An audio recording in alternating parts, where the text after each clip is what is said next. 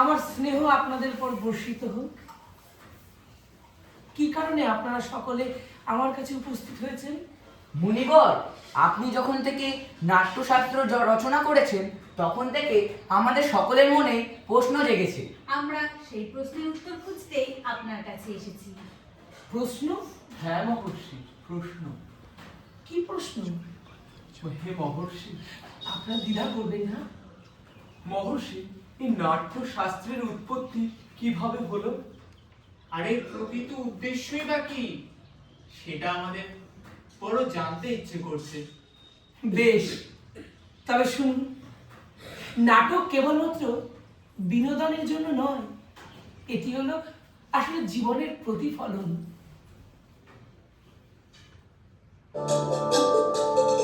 মানুষ যখন কাম, ক্রোধ, লোভে অন্ধ হয়ে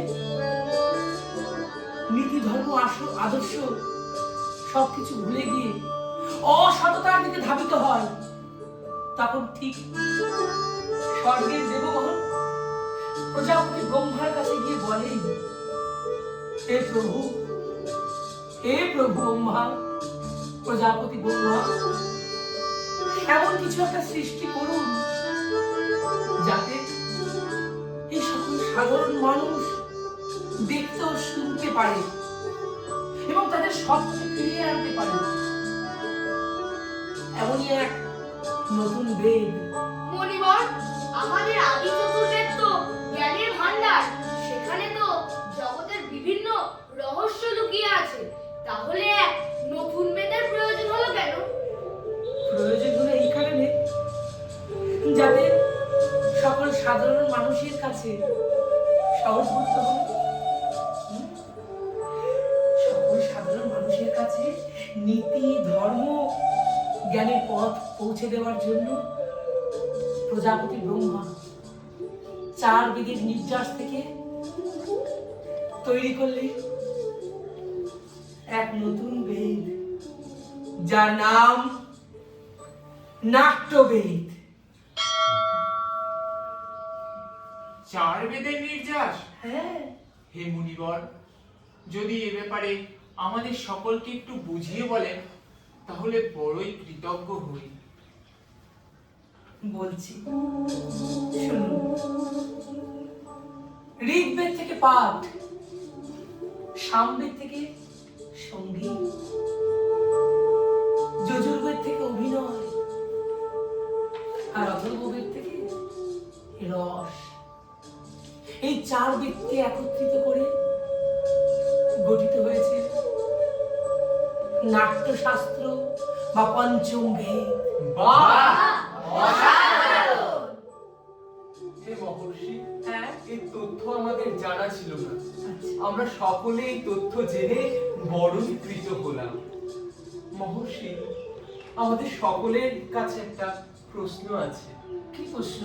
আপনি অভয় দিলে বলতে পারেন। বলুন।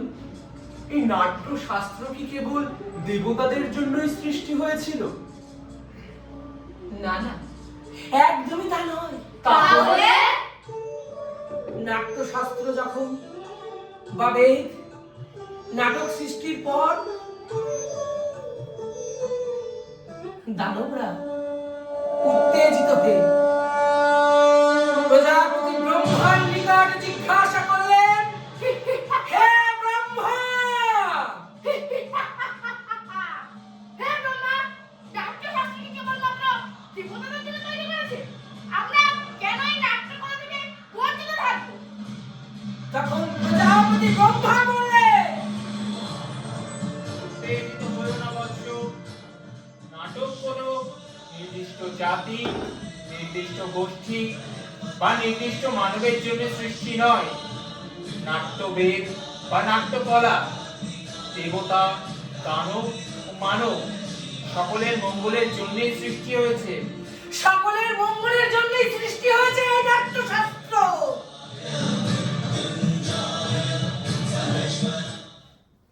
আচ্ছা মুনিবর, নাটক কি শুধুমাত্র বিনোদন, নিখাদ আনন্দ মাত্র?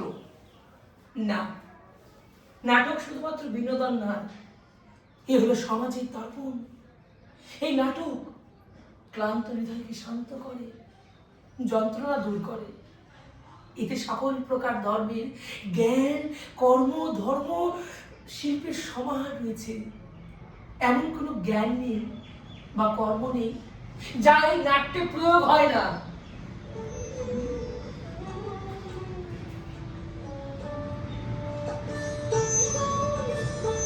আপনি বললেন তাই আমি বুঝতে পারলাম। যে নাট্যকলা বা নাট্যশিল্পের মধ্যে এই বিশাল জগতের যত কিছু সৃষ্টি, তার মধ্যে যা ভালো তাই বিদ্যমান, তাই তো? হ্যাঁ, হ্যাঁ বাবা, আপনারা সকলে সঠিক অনুধাবন করেছেন। এই নাটক হলো সকল কলার উৎস ও মিলনস্থলও বটে। মুনিবর, তাহলে আমরা সকলেই দেখতে পাচ্ছি নাট্যশিল্প খুবই গুরুত্বপূর্ণ। আর হ্যাঁ, এটি তো আমাদের সকলের বেঁচে থাকার মতোই অপরিহার্য। তবু এই সমাজ এটিকে গুরুত্ব দেয় না কেন? নাট্যশিল্পীদের কেন তাদের প্রয়োজনীয় সম্মান ও সহায়তা দেওয়া হয় না? আপনাদের কথায় যথার্থতা আছে, তবে হ্যাঁ, এই সকল নাট্যশিল্পীদের মনে রাখতে হবে তারা শিল্পী, তারা সরাসরি নীতি নিয়ন্ত্রক নয়। নীতি নিয়ন্ত্রক এবং নীতি নির্ধারকদের বুঝতে হবে নাটক শুধুমাত্র শিল্প নয়, এটি সমাজের বিবেক ও সত্যের পথপ্রদর্শক। একমাত্র নাট্যশিল্পই পারে এই সমগ্র পৃথিবীকে শান্তির পথে নিয়ে যেতে, সুখের স্বর্গে পরিণত করতে। কিন্তু মনিবার, নাটকের শিল্প ও শিল্পীদের কেন যথাযথ সম্মান না দেওয়া হয়? নাটকের শিল্পীদের সম্মান না দিলে সে সমস্ত পশু সমাজে পরিণত হয়ে যায়। আপনার কথা যথার্থ কথাই বলেছেন আপনি। আমি বড়ই আশাবাদী আমি বড়ই। এই বর্তমান এবং ভবিষ্যৎ সমাজ আগামী দিনে নাট্যশিল্পীদের যথার্থ মর্যাদা দেবে। তাই তো আমি নাট্যশাস্ত্রকে পঞ্চম বেদ নামে অভিহিত করেছি। জয়